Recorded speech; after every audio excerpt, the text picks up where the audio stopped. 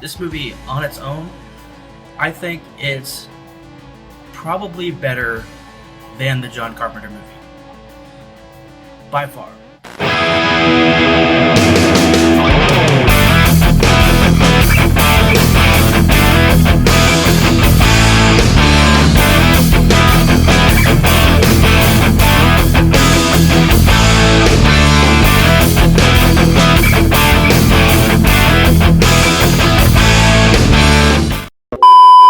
Hey everybody, welcome to 2025. Yeah, last year was kind of a crazy year. I did the most reviews I've ever done in a calendar year. Started doing 31. The Halloween reviews plus all the horror movie reviews for Hounds of Horror, and plus on top of doing my monthly movie reviews for anniversary films. And so I'm continuing doing the anniversary films this year, starting off with the one we're going to review today. But I have a lot of stuff I want to do this year. Like I said, 2024 was kind of crazy for me. And so hopefully we can continue that same speed, and we can make 2025 one of the biggest years we've done on the channel in a long time. So thank you for all those who've been watching me for the past few years. I did 5 years. Last year was 5 years on YouTube, so that was kind of a milestone. So let's look for 5 more. So with all that being said, today we're going to be talking about the 2005 action thriller movie Assault on Precinct 13, which, if you're familiar with that title, you might remember the John Carpenter film Assault on Precinct 13 that came out in the mid-70s. Now, this movie stars Lawrence Fishburne and Ethan Hawke. Ethan Hawke is this disabled police officer who was injured in the line of duty and is sentenced to a desk job, essentially. And they're spending New Year's Eve at the final night of their having this precinct is open. And Lawrence Fishburne, who's a big-time gangster, he's been accused of being a cop killer and all this stuff. He gets arrested and taken with a bunch of other prisoners to this precinct, and all hell breaks loose. The people who Lawrence Fishburne was involved with are trying to kill him, and they end up taking out security guards, and Ethan Hawke is trying to prevent them from killing everybody, because all the officers, the people who are trying to get Lawrence Fishburne, are also officers, but they're all crooked cops.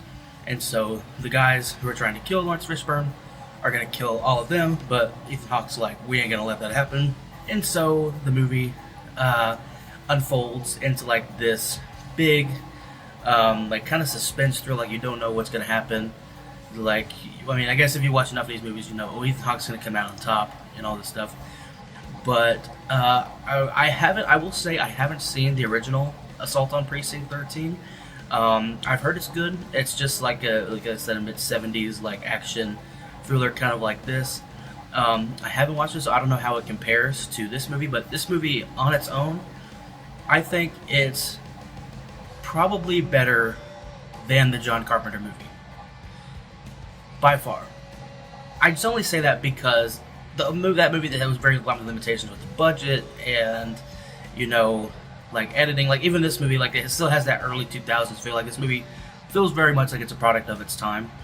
And which I guess could be fine. Plenty of movies that we that come out back in the day, it's like, wow, this feels very 90s, this feels very early 2000s, and that's fine. But I think with the editing choices that they make in this movie, I think definitely, I'd say hold it back, because it's just like kind of style that they're going with.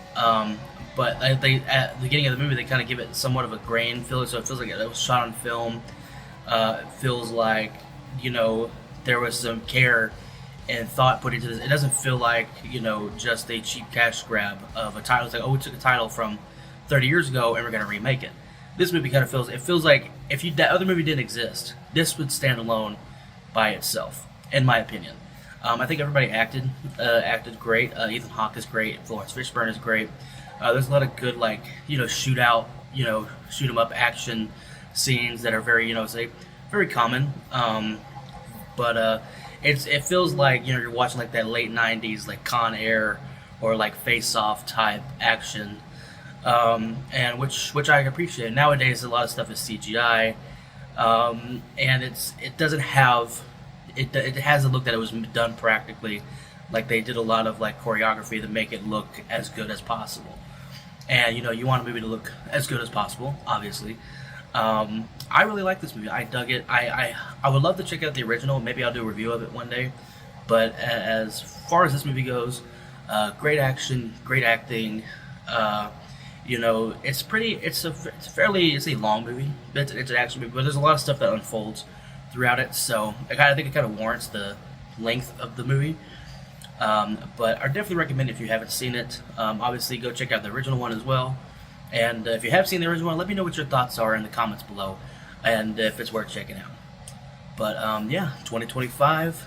That was my review of Assault on Precinct 13, 2005. I think I would try to. I have a plan where I'm going to try to release a video, an anniversary video every month. This month is going to be, obviously this film, and then next month, look out for Billy Madison. I'm going to be talking about that movie. Hopefully, I might do a review of Happy Gilmore as well, with the new Happy Gilmore movie coming out. So look for that. And yeah, with that being said, thank you guys for watching. Hope you enjoyed this video, and I can't wait to see you in the next one.